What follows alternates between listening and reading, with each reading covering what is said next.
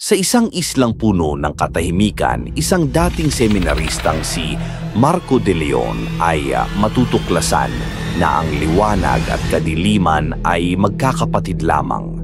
Ang isla ng Siquijor ay naghihintay sa kanyang pagbabalik, hindi bilang lingkod ng Diyos, kundi bilang hinirang ng mas matandang kapangyarihan na nakatago sa ilalim ng mga panalangin at sagradong lugar.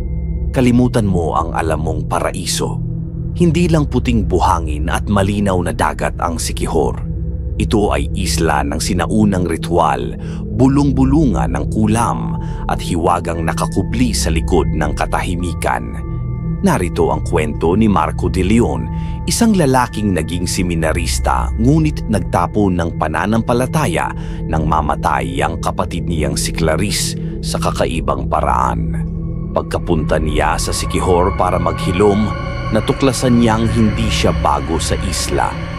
At ang isla ay matagal nang naghihintay sa kanya, mga matandang babae na nakakaalala sa kanya, mga altar na may rebulto ng kanyang mukha, isang madre mula sa nakaraan na hindi tumatanda, at isang propesya na nagsasabing siya ang nawawalang banal na magdadala ng kadiliman sa mga simbahan. Handa ka bang tuklasin ang mga lihim na ito?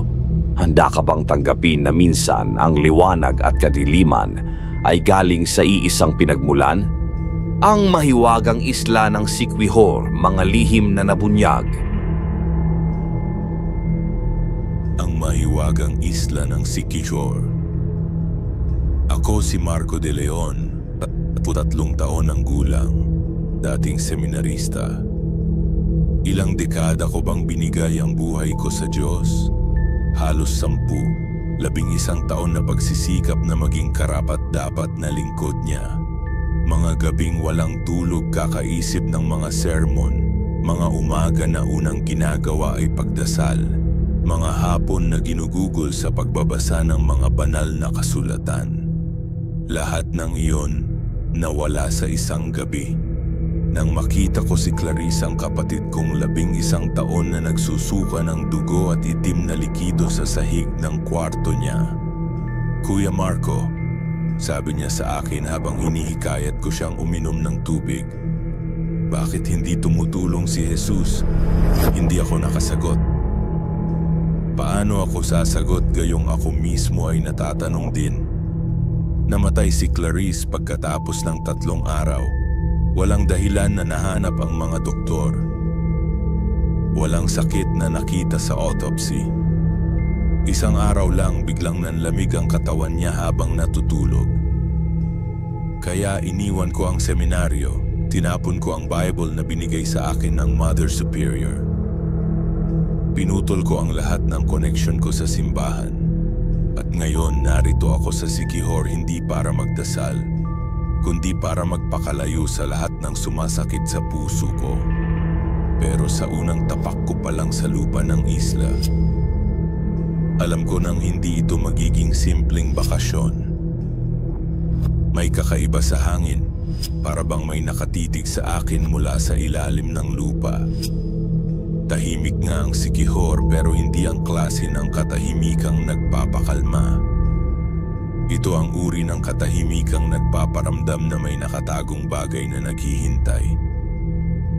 Habang naglalakad ako patungo sa malapit na karinderya, lumapit sa akin ang isang matandang babae. May hawak siyang maliit na basket na puno ng mga halaman at mababangong bulaklak. "Pare," sabi niya sa akin habang tinitignan niya ang mga mata ko, "matagal ka na naming hinihintay." Napakunot ang noo ko. "Hindi ho kita kilala, nanay." Ngumiti siya ng nakakagulat. "Kilala ka namin, Marco de Leon, ang nawawalang banal. Sa wakas, bumalik ka na." Paano niya alam ang pangalan ko? Hindi ako nakapag-register sa kahit saang accommodation dito. Walang ID na ipinakita ko sa port. Paano? "Nanay, sigurado ho kayong hindi kayo nagkakamali?" tanong ko. Pero paglingon ko, wala na siyang kasama. Para bang naging hangin lang siya. Napaantig ang balahibo ko. Siguro pagod lang ako sa biyahe. Siguro nababaliw na ako sa sobrang grief. Kaya pumasok na ako sa karinderya at umorder ng kape at pandesal. "Ay, si Marco!" Sigaw ng tindera. "Kumusta ka na? Matagal ka nang hindi na parito ah." Napatigil ako sa pag-inom ng kape. "Ate, first time ko po dito sa Siquijor." "Ay talaga?" Tumitig siya sa akin ng maigi. "Pero familiar kasi ang mukha mo. Para kang kakilala ko noon pa." Hindi ko na sinagot. Umorder na lang ako ng ulam at tahimik na kumain. Pero habang kumakain ako, naririnig kong may mga tao sa likuran kong nag-uusap. Mukhang bumalik na siya. Oo nga, kamukha niya talaga yung nasa altar. Sana hindi na siya mawala ulit. Lumingon ako, pero ordinaryong mga tao lang nakaupo doon. Mga matanda na kumakain ng kanilang tanghalian. Walang nakatingin sa akin. Walang nagsasalita tungkol sa akin. Siguro nababaliw na talaga ako. Pagkatapos kumain, nagtanong ako kung saan may maayos na lugar na pwedeng magstay. Tinuro nila sa akin ang isang maliit na inn na malapit sa baybayin. "Si Aling Rosa ang may-ari niyan," sabi ng tindera. "Matagal na siyang naghihintay sa iyo." "Naghihintay sa akin?" "Ay mali. Naghihintay ng bagong customer." Ngumiti siya, pero may kakaiba sa ngiti niya, para bang may tinatagong lihim. Nang makarating ako sa inn, nakita ko si Aling Rosa, isang babaeng nasa mid-50s. May mababang buhok at mababaeng mata. Pero nang makita niya ako, napatigil siya sa ginagawa niya. "Ikaw na ba yon?" tanong niya. "Excuse me po." "Ah, wala. Pasok ka na. May kwarto ako na nakatabi sa dagat. Sigurado akong gusto mo yon." Habang pinapakita niya sa akin ang kwarto, napansin kong may mga litrato sa wall ng living area. Mga lumang larawan na mukhang mga family photos ng mga nakatira dito dati. Pero sa isang larawan, nakita ko ang isang lalaking nakasuot ng clerical collar. Nakangiti siya sa camera, nakatayo sa harap ng isang simbahan na mukhang kilala ko. "Sino po yan?" tanong ko. "Ah, yan." Tumitig siya sa larawan. "Hindi ko na maalala, matagal na yang nakatambak dito. Pero alam kong nagsisinungaling siya dahil ang lalaki sa larawan, ako yun. Hindi ako sigurado kung paano nangyari, pero alam kong ako yun. Ang mukha, ang mata, ang ngiti, lahat kamukha ko. Pero ang picture ay mukhang mga 20 o 30 taong gulang na." "Aling Rosa," sabi ko habang patuloy na tinitingnan ang larawan. "Sigurado po kayong hindi ninyo ako kilala?" Napangiti siya pero hindi niya sinagot ang tanong ko. "Magpahinga ka na muna, mahabang biyahe ka siguro." Nang makapasok ako sa kwarto, inilabas ko ang cellphone ko para mag-text sa mga kaibigan ko sa Manila na nakarating na ako. Pero walang signal, walang bars, para bang completely cut off ako sa labas na mundo. Humiga ako sa kama at pinagsarhan ang mga mata. Siguro overreacting lang ako. Siguro may psychological explanation sa lahat ng nangyayari. Siguro effect lang ito ng grief at depression. Pero nang idilat ko ang mga mata ko, nakita ko sa kisame ng kwarto ang isang malaking cross na nakaukit. Hindi yon nandoon kanina, sigurado ako. At sa gitna ng cross, nakaukit ang mga salitang, "Ang hinirang ay bumalik." Gumising ako ng madaling araw dahil sa ingay ng mga kampana. Malakas at tuloy-tuloy ang tunog, para bang may emergency o may important na announcement. Lumabas ako ng kwarto at nakita si Aling Rosa na nagkakape sa kusina. "Aling Rosa, anong nangyayari? Bakit tumutunog ang mga kampana?" Tumitig siya sa akin na parang hindi niya naintindihan ang tanong ko. "Walang tumutunog na kampana, hiho. Pero naririnig ko po. Siguro panaginip mo lang yon. Pero hanggang ngayon naririnig ko pa rin ang mga kampana, malakas at malinaw, parang nandito lang sa tabi ko."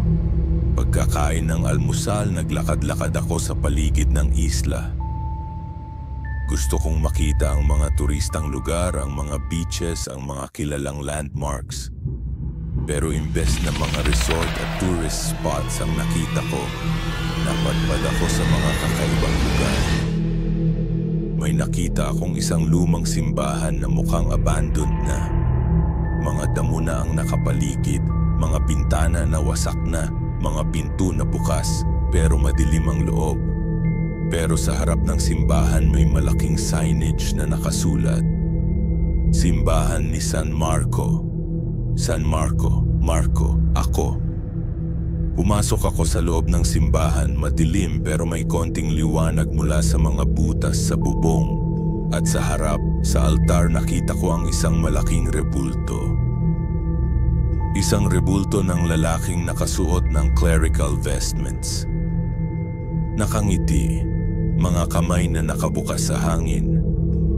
At ang muka, ako rin yon. Lapit ako ng lapit sa altar, hindi makapaniwala sa nakikita ko. Ang rebulto ay sobrang detalyado. Lahat ng features ng mukha ko nandoon. Maging ang maliit na scar sa kanang pisngi ko mula sa aksidenteng natamaan ako ng baseball noong bata ako nandoon din sa rebulto. Maganda no? Sabi ng isang boses sa likuran ko. Lumingon ako at nakita ko ang isang matandang lalaki na may suot na all-black na damit. May hawak siyang rosary at may malaking cross na nakasabit sa leeg niya. Sino ka po? Tanong ko. Ako si Father Miguel. Ako ang nag-aalaga dito sa simbahan na ito. Father, sino po ang rebulto na to? Ngumiti siya ng malungkot. Yan si San Marco, ang patron saint ng isla na ito. Ang legend kasi may isang seminarista noong mga nakaraang dekada na naging santo dahil sa kanyang mga milagro. Milagro? Nakakapagpagaling daw siya ng mga sakit na hindi kayang gamutin ng mga doktor. Nakakapag-exorcise ng mga demonyo. Nakakapag-resurrect pa nga daw ng mga patay. Napaatras ako. Pero Father, mukhang ako yung rebulto. Tinitigan niya ako ng maigi.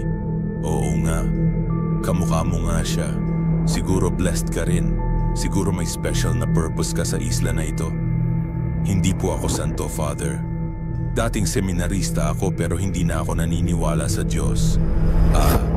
Napatango siya.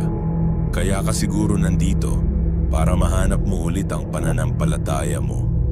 Umalis ako sa simbahan na mas nalilito pa kaysa noong pumasok ako. Naglakad ako sa baybayin hoping na makakahanap ako ng logical explanation sa lahat ng nangyayari.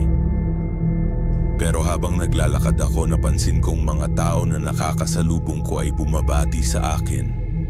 Good morning, Marco. Kamusta na, Padre Marco? Salamat sa healing mo last week, Marco. Healing? Pero kailan ako nag-heal ng sino man? Nang makakita ako ng malaking bato sa baybayin, umupo ako doon para mag-isip. Inilabas ko ang cellphone ko para tingnan ang mga pictures ni Clarice, para maalala ko kung bakit ako nandito. Pero habang nag-scroll ako sa gallery ko, nakita ko ang mga pictures na hindi ko naalala na kinuha ko. Pictures ng mga tao na nakahiga sa mga kama, may mga sugat at mga sakit. At sa tabi nila nakita ko ako na may hawak na mga herbal medicines at may mga kamay na nakapatong sa kanilang mga katawan. Pictures ng mga ritual na ginagawa ko sa ilalim ng kabilugan ng buwan. May mga nakaukit na simbolo sa lupa, may mga kandila, may mga lalaki at babaeng nakabilog sa paligid ko. Pictures ng sarili kong mukha pero may mga mata na hindi ko nakilala. Mga mata na puno ng kadiliman at kakaibang kapangyarihan. Kailan ko kinuha ang mga pictures na ito? Hindi ko naalala na nakagawa ako ng mga rituals na to. Hindi ko naalala na nag-heal ako ng mga tao. At sa huling picture nakita ko ang sarili ko na nakatayo sa harap ng simbahan ni San Marco. Nakangiti.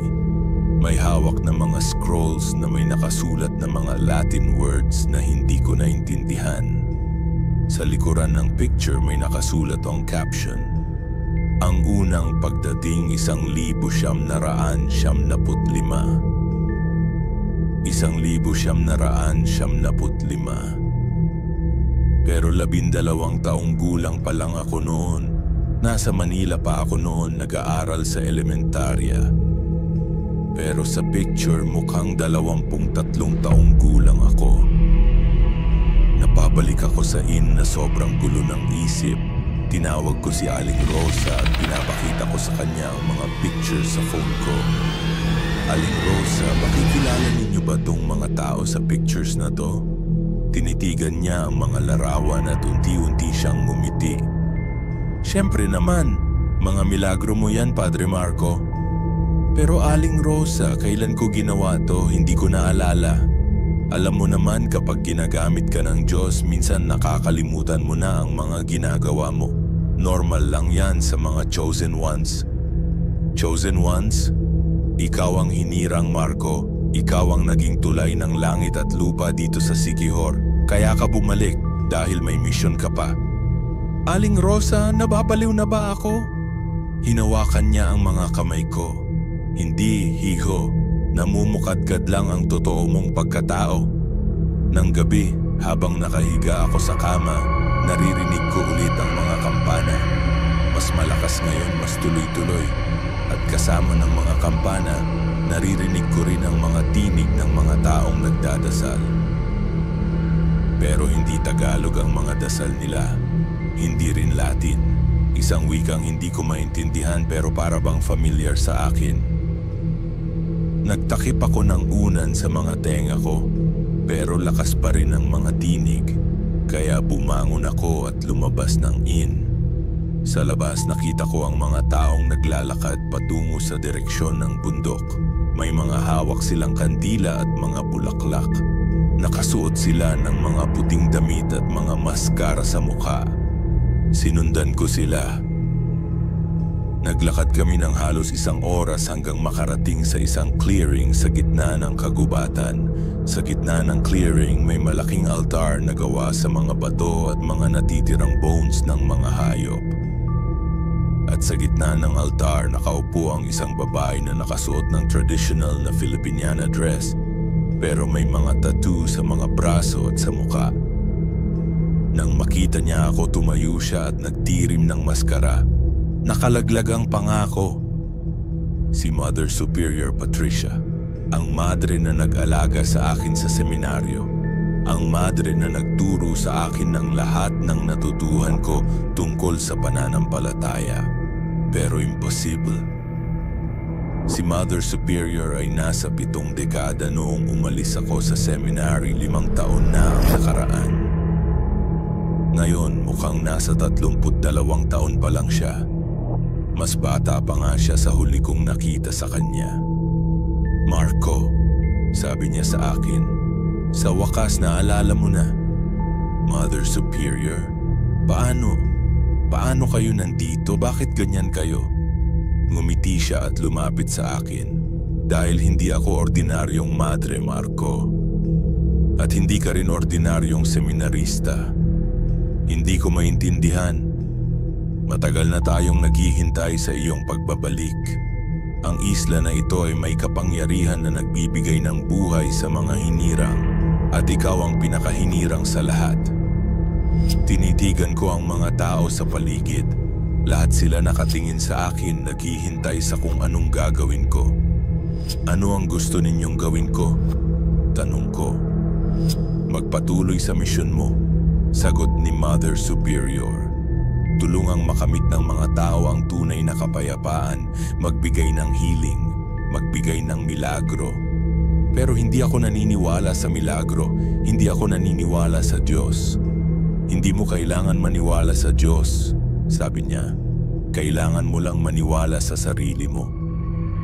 At sa sinabi niya yon, biglang naramdaman ko ang kakaibang init sa loob ng katawan ko. Para bang may kumukulong dugo sa ugat ko. Para bang may kapangyarihang sumusunod sa bawat heartbeat ko.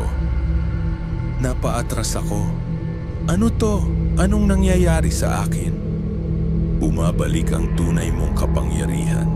Sagot ni Mother Superior. Ang kapangyarihang matagal mo nang inilimutan. Hindi ako nakatulog ng buong gabi. Bumalik ako sa inn na sobrang gulo ng isip at puso. Ang lahat ng nakita ko sa bundok, ang lahat ng sinabi ni Mother Superior, parang panaginip lang. Pero alam kong totoo ang lahat. Kinabukasan, nagdesisyon akong maghanap ng mga sagot. Pumunta ako sa munisipyo para maghanap ng mga records, mga dokumento na makakatulong sa akin na maintindihan kung ano talaga ang nangyayari. Ang clerk sa munisipyo ay isang matandang lalaki na naging helpful sa akin.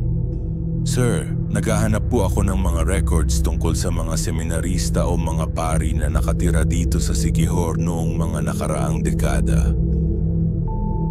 Mga records ng simbahan.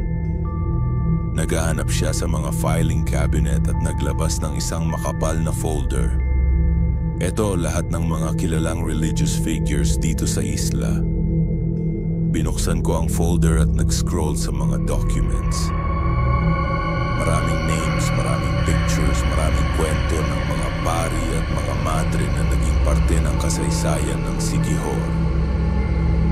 Pero sa pahina 15 nakita ko ang isang dokumento na nakapagpa-freeze sa dugo ko. Father Marco de Leon recorded miracles and testimonies. Sa ilalim nun, nakasulat, Father Marco de Leon, ordained priest, arrived in Siquijor in March 1995, known for his extraordinary healing abilities and his capacity to perform miracles that defy medical explanation. Testimonies from local residents report incidents of resurrection, exorcism, and supernatural healing. However, Father Marco mysteriously disappeared in December 1995. Some locals claim he ascended to heaven. Others believe he was taken by dark forces. His body was never found. The church dedicated to his memory was built in 1996 and houses a statue created based on the memories of those who knew him. Nakasulat na dumating ako dito noong 1995. Pero 12 taong gulang pa lang ako noon. May kasamang pictures ang document, pictures ng Father Marco na nagpe-perform ng mga healing rituals. Pictures niya kasama ang mga local residents. Pictures niya sa mga mass at mga religious ceremonies. Lahat ng mukha sa pictures mukha ko. Pero hindi lang yon ang nakakatakot. Sa huling page ng document may nakalagay na testimonial mula sa isang local resident. Si Father Marco ay isang blessing sa aming komunidad. Naipagmalaki namin na siya ay tunay na milagro ng Diyos. Pero sa mga huling linggo bago siya nawala, napansin namin na may pagbabago sa kanya. Nagsimula siyang magsalita ng mga kakaibang wika sa gitna ng mga misa. Minsan, nakikita namin siyang nag-perform ng mga rituals na hindi namin nakikita sa mga ordinaryong simbahan. At sa mga gabing kabilugan ng buwan, naririnig namin siyang nag-chant ng mga prayers na hindi Christian. Para bang may ibang entity na sumusunod sa katawan niya. Noong last na nakita namin siya, sinabi niya na babalik siya. Na hindi pa tapos ang kanyang misyon. Na may mas malaking plano ang universe para sa kanya. At ngayon, after almost 30 years, naniniwala pa rin kami na babalik siya. Napabalik ako sa inn na parang zombie. Hindi ko alam kung ano ang dapat kong isipin o damdamin. Ang lahat ng evidences ay nagsasabing ako na nga ang Father Marco na nandoon noong 1995. Pero paano yun possible? Umupo ako sa terrace ng inn at tiningnan ang dagat. Sana may sagot ang hangin o ang tubig sa mga tanong na bumabagabag sa isip ko. Nalilito ka pa rin? Tanong ng isang familiar na boses. Lumingon ako at nakita si Mother Superior na nakaupo sa tabi ko. Pero ngayon, nakakita ko siya sa normal na liwanag ng araw. At nakita ko na hindi lang siya bumata, wala siyang mga wrinkles, wala siyang mga age spots. Wala siyang mga tanda ng pagtanda. Mother Superior, sabi ko, paano ako naging ganito? Ngumiti siya. Kasi hindi ako ordinary na tao, Marco, at hindi ka rin. Hindi ko maintindihan. Ang isla ng Siquijor ay may special na connection sa supernatural world. May mga portal dito na nakakonekta sa ibang dimensions. At minsan may mga souls na napipili ng mga forces na yon para maging vessel. Vessel? Mga tao na ginagamit para sa mga special na purpose. Mga tao na nabibigyan ng extraordinary powers para matupad ang mga specific na misyon. Napaatras ako. Sinasabi ninyo na hindi ako tao? Tao ka, pero higit pa sa tao, ikaw ay reincarnation, Marco. Ang soul mo ay hindi ordinaryong soul. Ikaw ay bumabalik sa mundo tuwing may malaking purpose na dapat gawin. Reincarnation? Ang Father Marco na naroon noong 1995, ikaw yon. Pero nang matapat mo ang misyon mo noon na wala ka, namatay ang katawan mo, pero ang soul mo ay nag-antay ng tamang panahon para bumalik. Kaya ako'y pinanganak noong 1992. Oo, para sa ngayong misyon mo. Tumayo ako at naglakad-lakad sa terrace. Anong misyon? Ano ang gusto ninyong gawin ko? Ang mundo ay nasa malaking danger, Marco. May mga dark forces na gusto nang sakupin ang balance ng good at evil. Ang mga traditional na pari at mga madre ay hindi na sapat para labanan ang mga yon. Kaya kailangan ninyo ng isang, supernatural priest? Exactly. Kailangan namin ng isang tao na may direct na connection sa mga spiritual forces. Isang tao na kayang makipag-negotiate sa mga entities na hindi makikita ng ordinary na mata. Naalala ko ang mga panaginip ko simula nang mamatay si Clarice. Mga panaginip na may mga creatures na nagsasalita sa akin sa mga wikang hindi ko naintindihan. Mga panaginip na nakikita ko ang sarili ko na nag-perform ng mga rituals na hindi ko nakikita sa mga Catholic traditions. Si Clarice, sabi ko, ano ang nangyari sa kanya? Nag-iba ang expression ni Mother Superior. Si Clarice ay hindi ordinaryong bata rin, Marco. Siya ay sacrifice. Sacrifice? Para bumalik ka sa Siquijor. Para maalala mo ang tunay mong identity. Kailangan may personal na trauma ka para matrigger ang supernatural abilities mo. Naramdaman ko ang galit na sumusunog sa loob ng dibdib ko. Sinasabi ninyo na pinatay ninyo ang kapatid ko para lang makabalik ako dito. Hindi namin pinatay si Clarice, pero hindi rin namin pinigilan ang nangyari sa kanya. Napaatake ako sa kanya, pero bago pa ako makalapit, biglang naging stone statue siya. Literally na nagiging bato ang buong katawan niya. Hindi mo pa ako kayang saktan, Marco. Sabi niya kahit naka-statue siya. Hindi mo pa nare-remember ang lahat ng powers mo. Bumalik siya sa normal na form at ngumiti sa akin. Pero malapit ka na, ilang araw na lang at maalala mo na ang lahat. Nang gabi, nag-decide akong umalis ng Siquijor. Hindi ko na kaya ang lahat ng nangyayari. Hindi ko maintindihan ang mga sinasabi nila. At ayoko nang makita ang mga impossible na bagay na nangyayari sa paligid ko. Nagpack ako ng mga gamit ko at naglakad papunta sa port. Pero habang naglalakad ako, napansin kong walang mga sasakyan sa kalsada.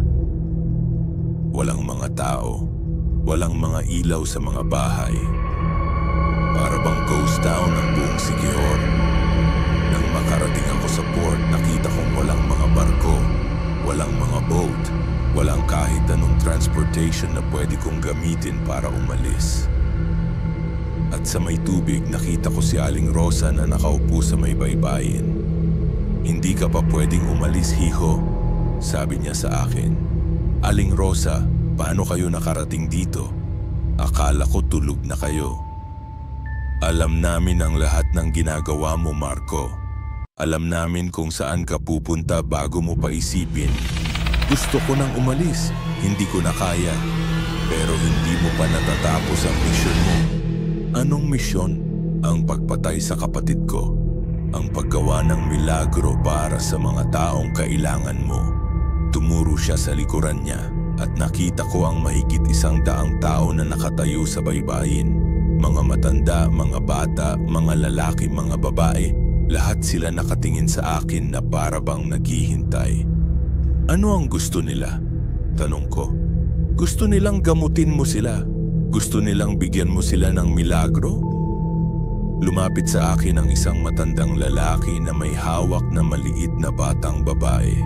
Ang bata ay mukhang may malubhang sakit, sobrang payat, walang buhok, mga mata na malabo na. Padre Marco, sabi ng matandang lalaki, apo ko po ito, may cancer siya, 3 taon na siyang nagdurusa. Mga doktor ay nagsabi na wala ng pag-asa. Tinitigan ko ang bata. Nakita ko sa mga mata niya ang pagsusumamo, ang pag-asa na baka ako ang magiging daan para gumaling siya. Hindi ako doktor, sabi ko sa matandang lalaki. Hindi ako marunong magpagaling. Pero padre, dati mo na pong pinagaling ang mga tao dito sa isla. Nakita namin sa mga pictures. Lumingon ako sa mga tao sa paligid ko. Lahat sila may hawak na mga larawan, mga pictures ng Father Marco na nagpe-perform ng mga healing rituals. Mga pictures na hindi ko naalala na ginawa ko. Hindi ko naalala, sabi ko. Pero nasa kamay mo pa rin ang power, sabi ni Aling Rosa. Subukan mo lang. Hindi ko alam kung bakit pero naramdaman ko ang init na bumabalik sa mga kamay ko. Yung parehong init na naramdaman ko sa bundok kasama ni Mother Superior. Hinawakan ko ang kamay ng batang babae. Sa sandaling naging konekta ang mga kamay namin, biglang nakita ko ang mga visions. Nakita ko ang mga cancer cells sa loob ng katawan niya. Nakita ko kung paano sila kumakalat sa mga organs niya.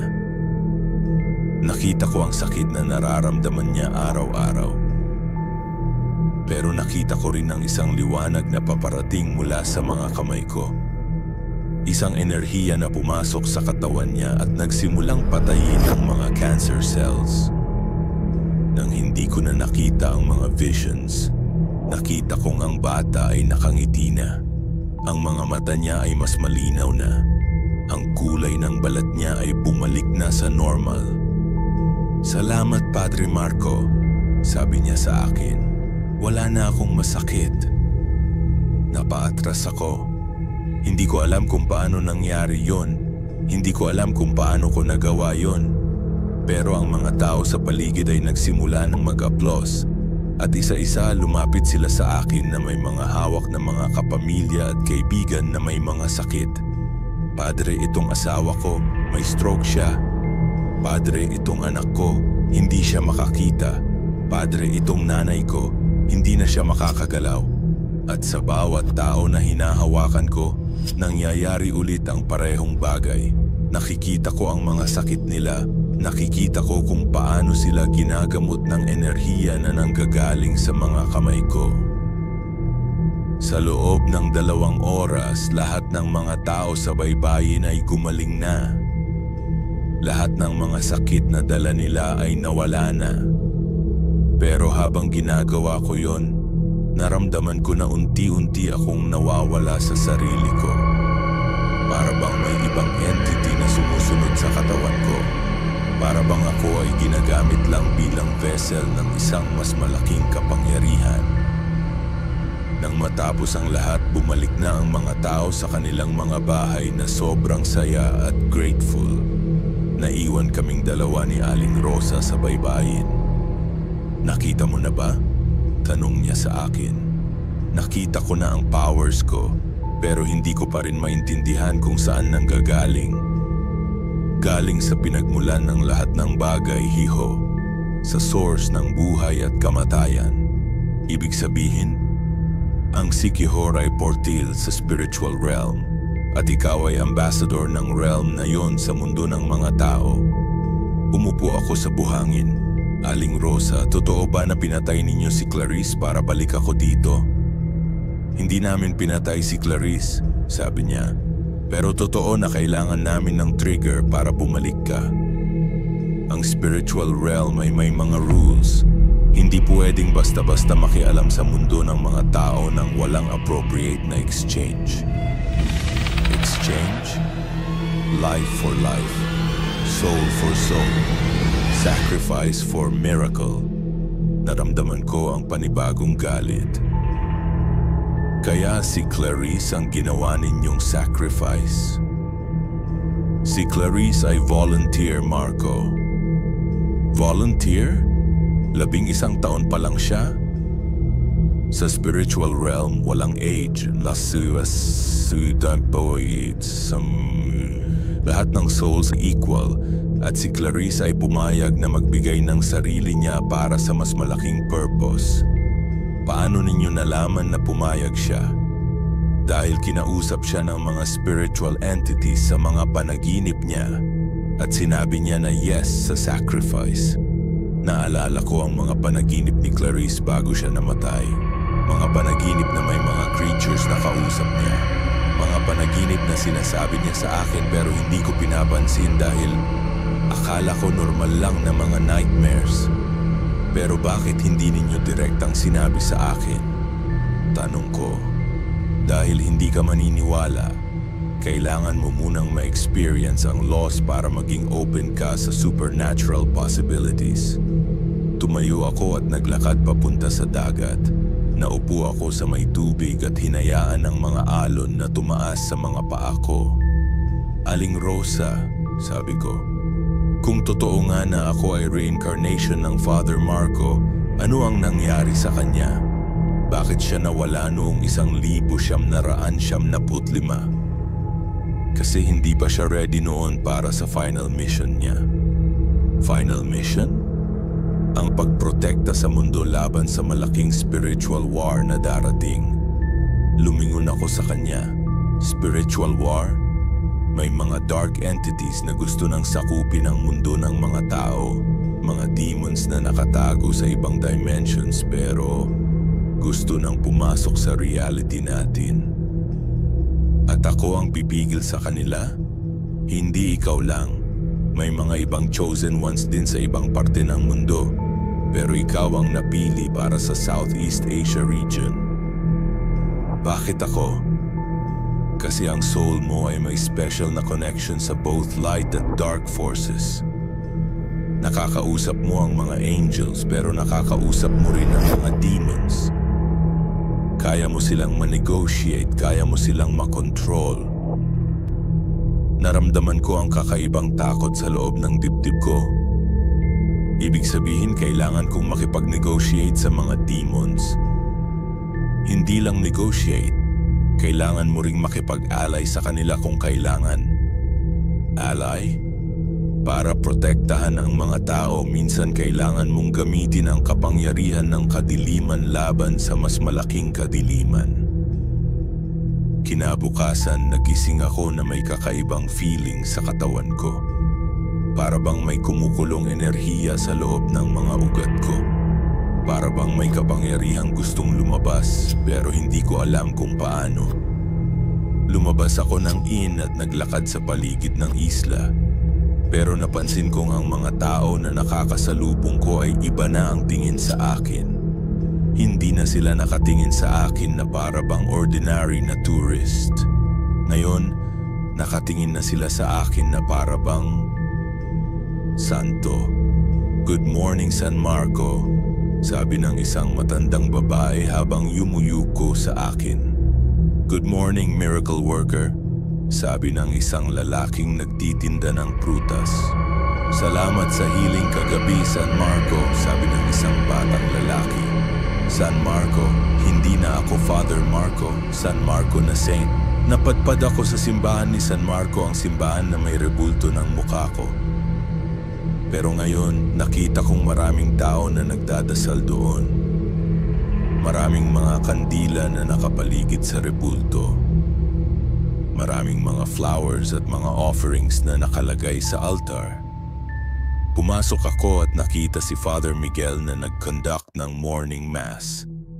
At ngayon, sabi niya sa mga taong nandoon sa mass, ay dumating na sa atin ang aming patron saint.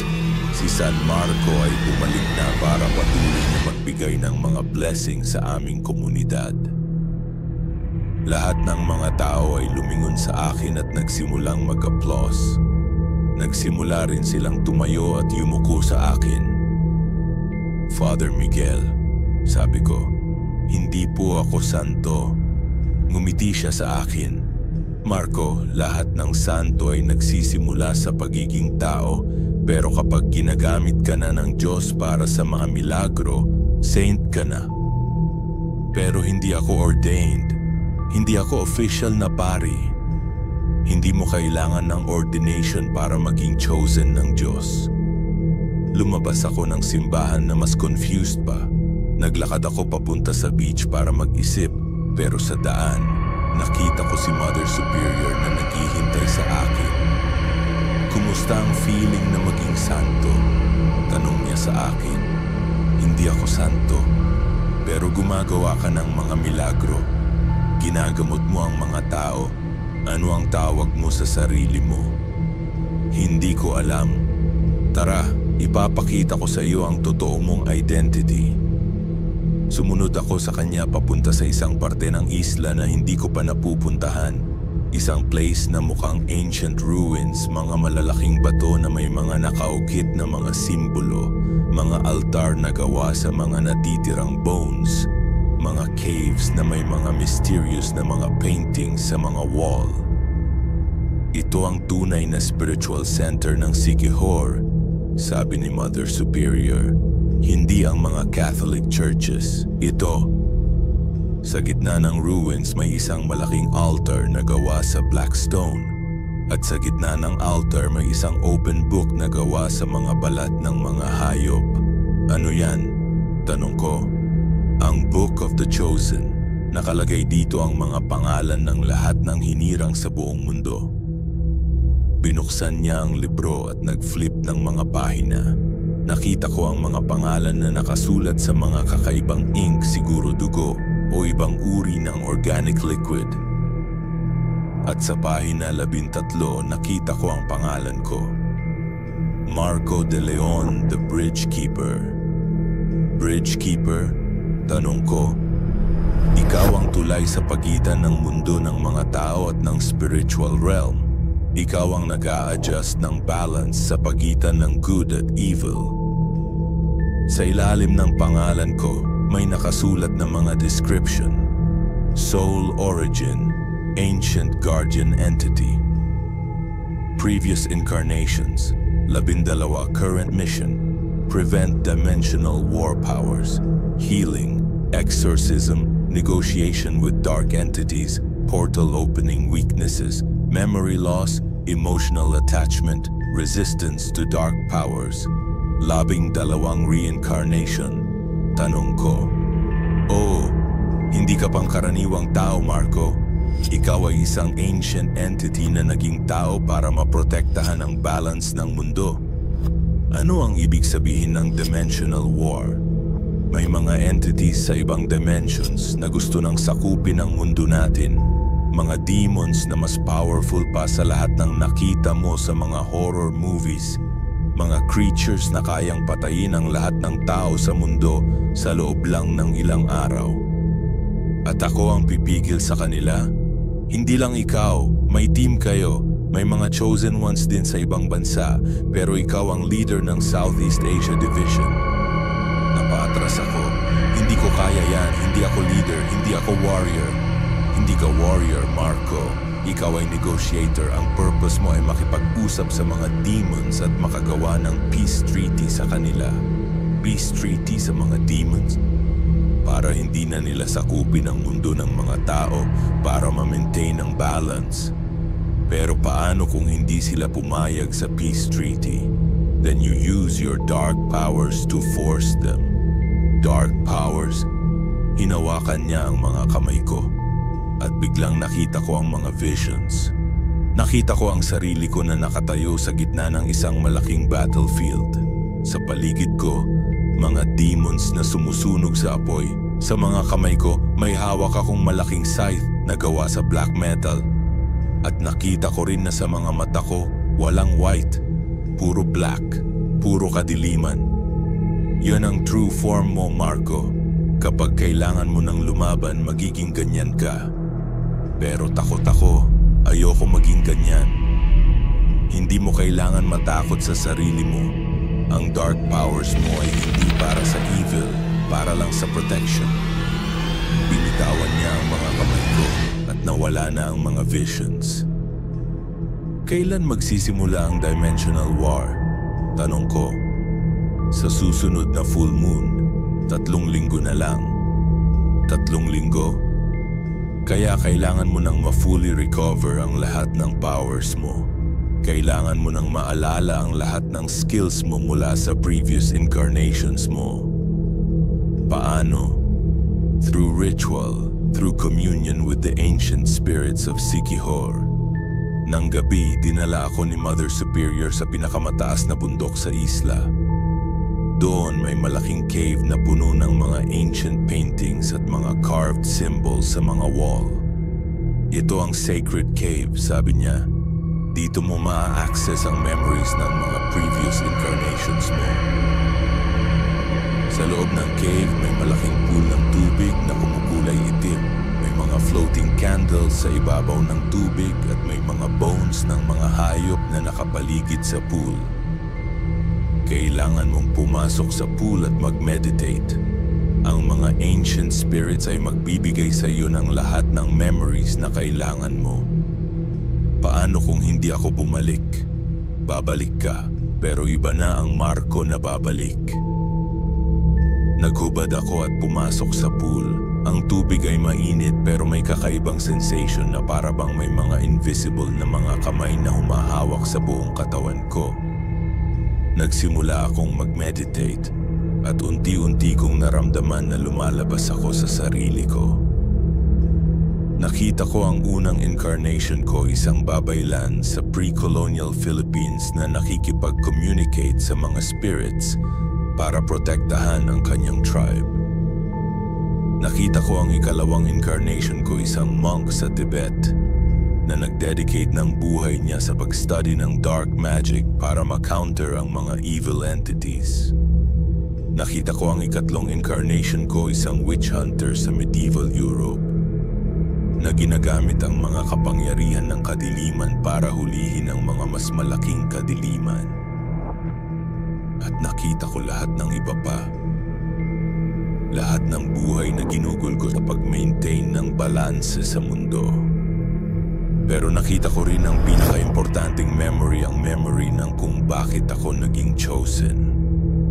Nakita ko ang sarili ko bilang isang ordinary na spirit sa spiritual realm. Nakita ko kung paano ako pumili na maging guardian ng mundo ng mga tao. Nakita ko kung paano ako pumayag na mag-sacrifice ng eternal peace ko para protektahan ang mga tao. At nakita ko rin ang prophecy, ang hula na nagsasabing sa ika-13 incarnation ko, magiging decisive ang battle sa mga forces ng kadiliman. Ika-13, ngayong buhay ko. Nang nagising ako sa pool, naramdaman ko na hindi na ako pareho. May mga bagong memories sa utak ko. May mga bagong skills sa katawan ko. May mga bagong powers na hindi ko nararamdaman dati. Kumusta? Tanong ni Mother Superior. Naalala ko na ang lahat, sagot ko. Naalala ko na kung sino ako at ano ang desisyon mo. Tinitigan ko siya ng matagal. Ngayon, nakikita ko na siya hindi lang bilang Mother Superior na kilala ko sa seminary. Nakikita ko na siya bilang isang ancient ally na kasama ko sa maraming incarnations ko. Gagawin ko ang kailangan gawin, sabi ko. Protektahan ko ang mundo kahit na kailangan mong gamitin ang dark powers mo. Kahit na 3 linggo ang nakaraang preparation period na pinaka-intense sa buong buhay ko. Araw-araw, nagte-training ako sa paggamit ng mga powers ko. Natutuhan ko kung paano mag-communicate sa mga spirits. Natutuhan ko kung paano mag-open ng mga portals sa ibang dimensions. Natutuhan ko kung paano kontrolin ang mga dark entities. Pero pinaka-importante, natutuhan ko kung paano maging comfortable sa sarili ko sa lahat ng aspects ng sarili ko, including ang dark side. Ang mga tao sa Siquijor ay naging supportive sa akin. Hindi na sila nakikita sa akin bilang ordinary na tao. Nakikita na nila ako bilang protector nila, bilang champion nila laban sa mga forces na gustong sakupin ang mundo. At ngayong gabi ng full moon, handa na ako para sa final battle. Nakita ko sa kalangitan ang mga signs na nagsasabing nagsisimula na ang dimensional war. Ang buwan ay kumukulay dugo. Ang mga stars ay nagblip-blink ng kakaiba. Ang hangin ay may kasamang mga whispers ng mga demonic entities. Sa beach ng Siquijor, naghintay ako sa mga kasama ko, ang mga chosen ones mula sa ibang bansa na dumating dito para sa coordinated attack. Nakita ko si Elena mula sa Brazil, isang babaylan na expert sa paggamit ng plant magic laban sa mga demons. Nakita ko si Chen mula sa China, isang martial artist na may special abilities sa exorcism. Nakita ko si Kofi mula sa Africa, isang shaman na kayang mag-communicate sa mga ancestral spirits. At nakita ko rin si Sarah mula sa America, isang former nun na tulad ko. Naging chosen dahil sa personal tragedy. Handa na ba tayo? Tanong ni Elena. Handa na, sagot ko. Sa gitna ng beach, nagsimula kaming mag-perform ng opening ritual. Gumawa kami ng malaking circle na gawa sa mga salt, bones, at sacred herbs. Sa gitna ng circle, naglagay kami ng mga ancient artifacts na magsaserve as portal keys. At nang magsimula ang ritual, nakita namin sa kalangitan ang mga cracks, mga bitak, sa reality na nagbubukas ng mga portals sa demonic dimensions. Unang lumabas sa portals ay mga lower demons, mga creatures na mukhang mga malaking spiders na may mga human faces. Madali namin silang na-defeat gamit ang basic exorcism spells. Pangalawa ay mga mid-level demons, mga winged creatures na may mga flaming swords. Mas challenging sila, pero kaya pa rin namin sila ma-handle gamit ang mga advanced combat techniques. Pero sa huli, lumabas ang leader nila, isang demonic entity na sobrang laki, sobrang powerful, na sa pagdating pa lang niya, lahat ng mga halaman sa paligid ay natuyo. Sino sa inyo ang bridge keeper? Tanong ng demon sa deep, terrifying voice. Nagsimula akong maglakad papunta sa kanya. Sa bawat hakbang ko, naramdaman ko na unti-unti akong nagcha-change. Ang mga mata ko ay nagiging black. Ang balat ko ay nagiging pale. Ang mga kamay ko ay nagiging claws. Ako, sagot ko. Ikaw ba ang magne-negotiate sa peace treaty? Oo. At ano ang i-offer mo sa amin? Naalala ko ang mga lessons na natutuhan ko sa mga previous incarnations ko. Hindi pwedeng mag-offer ng material things sa mga demons. Hindi rin pwedeng mag-offer ng souls ng mga innocent na tao. Pero may isang bagay na pwede kong i-offer ang sarili ko. I-offer ko ang soul ko, sabi ko. In exchange, iwanan ninyo ang mundo ng mga tao. Nagtinginan ng mga demons. Obviously, hindi nila ine-expect na ganoon ang i-offer ko. Ang soul mo? Tanong ng leader. Pero chosen ka eh. Valuable ang soul mo sa light forces. Kaya nga, perfect exchange. Pero kapag kinuha namin ang soul mo, mamatay ka na. Hindi ka na makakabalik. Alam ko, narinig ko ang sigaw ng mga kasama ko sa likuran ko. Marco, hindi. May ibang paraan. Pero alam kong ito lang ang guaranteed na paraan para ma-end ang dimensional war. Ang pagsasacrifice ng sarili ko para sa kapakanan ng mas nakararami. Deal, sabi ng demon leader. Lumapit siya sa akin at hinawakan ang dibdib ko.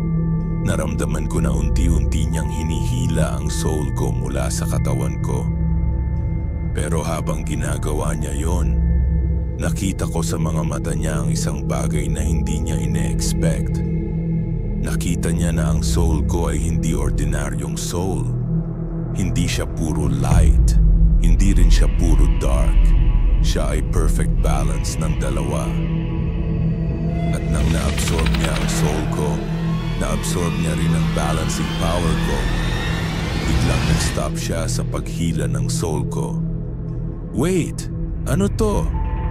Yan ang tunay kong purpose, sabi ko. Hindi lang ako bridge keeper sa pagitan ng mundo ng mga tao at spiritual realm. Ako rin ang balance keeper sa pagitan ng light at dark forces. Ibig sabihin, kapag na-absorb mo ang soul ko, magiging balanced ka rin. Hindi ka na puro evil. Magiging neutral ka. Nagsimula siyang mag-panic. Hindi ko gusto maging neutral. Pero late na. Nagsimula mo na ang absorption process.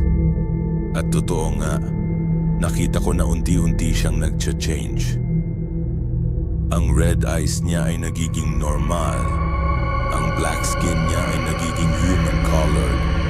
Ang mga claws niya ay nagiging normal na mga kamay. Ano ang ginawa mo sa akin? Sigaw niya. Ginawa kitang katulad ko. Ginawa kitang bridge keeper. Nagsimula siyang tumakbo palayo pero hindi na siya makafly. Nawala na ang mga demonic powers niya. Nakita ko na ang mga ibang demons ay nagsimula ring mag-change. Lahat sila ay nagiging balanced, hindi na puro evil, pero hindi rin puro good. Ano ang ibig sabihin nito? Tanong ni Elena. Ibig sabihin tapos na ang dimensional war, sabi ko. Hindi na sila threat sa mundo ng mga tao, magiging co-guardians na nila natin ng balance. Pero habang nagsasalita ako, naramdaman ko na unti-unti ring nawawala ang sarili ko. Dahil sa pag-share ko ng soul ko sa demon leader, nag-weaken din ang connection ko sa sarili kong katawan. Marco! Sigaw ni Sarah. Hindi ka pwedeng mawala. Hindi ako mawawala, sabi ko. Pero hindi na ako magiging human. Ano ka magiging? Magiging full spirit na ako, magiging permanent guardian ng balance. At totoo nga, naramdaman ko na unti-unti akong nagiging transparent. Nagiging spirit na ako na walang physical form. Pero hindi ako malungkot dahil alam kong na-accomplish ko na ang ultimate purpose ko. Na-protect ko ang mundo. Na-maintain ko ang balance. At ngayon magiging eternal guardian na ako hindi lang ng Siquijor, hindi lang ng Philippines kundi ng buong mundo. 1 taon na ang nakakalipas simula ng dimensional war. Ang mundo ay hindi na pareho. Maraming tao ang nakakaramdam ng presence ng mga spiritual entities, pero hindi na sila natatakot dahil alam nilang may mga guardians na nag-aalaga sa kanila. Ang Siquijor ay naging official na spiritual sanctuary ng Southeast Asia. Maraming tao ang pumupunta doon para mag-meditate, para mag-heal, para makipag-communicate sa mga spirits. At ako, nandito pa rin ako. Hindi na physical pero nandito pa rin. Nakikita ko si Aling Rosa na naging caretaker ng spiritual center. Nakikita ko si Father Miguel na naging bridge sa pagitan ng Catholic Church at ng traditional spiritual practices. Nakikita ko si Mother Superior na bumalik na sa normal niya form at naging teacher ng mga bagong chosen ones. Minsan nakikita ko rin si Clarice. Hindi siya namatay talaga, nagiging spirit guide lang siya katulad ko. At nakikita ko na masaya siya sa ginagawa niyang role. Kuya Marco, Sabi niya sa akin isang gabi habang nasa beach kami. Masaya ka na ba? Masaya ako, sagot ko. Masaya ako na naprotect natin ang mundo. At masaya ka na rin na hindi mo na kailangan mag-doubt sa existence ng Diyos. Napatawa ako. Natutuhan ko na hindi importante kung ano ang tawag mo sa higher power. Importante na nire-respeto mo ang balance ng lahat ng bagay. At natutuhan mo na rin na minsan ang sacrifices ay nagdadala ng mas malaking blessings. Oo, natutuhan ko na rin yun. Habang nakaupo kami sa baybayin, nakita ko ang mga bagong tourists na dumadating sa isla. Mga taong confused, mga taong may mga personal na struggles, mga taong naghahanap ng meaning sa buhay. At alam kong parte ng mission ko na gabayan sila. Natulungan silang mahanap ang balance sa sarili nila. Dahil yan ang tunay na purpose ng pagiging bridge keeper. Hindi lang ang pag-maintain ng balance sa mundo, kundi ang pagtuturo sa mga tao kung paano nila ma-maintain ang balance sa sarili nila. At habang patuloy na dumadating ang mga bagong pilgrims sa Siquijor, patuloy din akong nagsasabay sa kanila bilang guide, bilang protector, bilang bridge sa pagitan ng mundo na naiintindihan nila at ng mundo na hindi pa nila naiintindihan. Ang hiwagang isla ng Siquijor ay hindi na hiwaga sa akin. Ngayon ako na mismo ang bahagi ng hiwaga niya. At sa bawat gabi ng full moon, naririnig ko pa rin ang mga kampana, hindi na kampana ng takot, kundi kampana ng celebration. Celebration ng balance na na-achieve namin. Celebration ng peace na na-maintain namin. Celebration ng bagong simula na nagresulta mula sa tamang sacrifice. Ang kwentong ito ay dedicated sa lahat ng taong naniniwala na ang tunay na kapangyarihan ay nanggagaling sa balance. Sa acceptance na ang light at dark ay mga kambal na hindi pwedeng maging isa lang. At sa lahat ng taong handang mag-sacrifice para sa kapakanan ng mas nakararami. The end.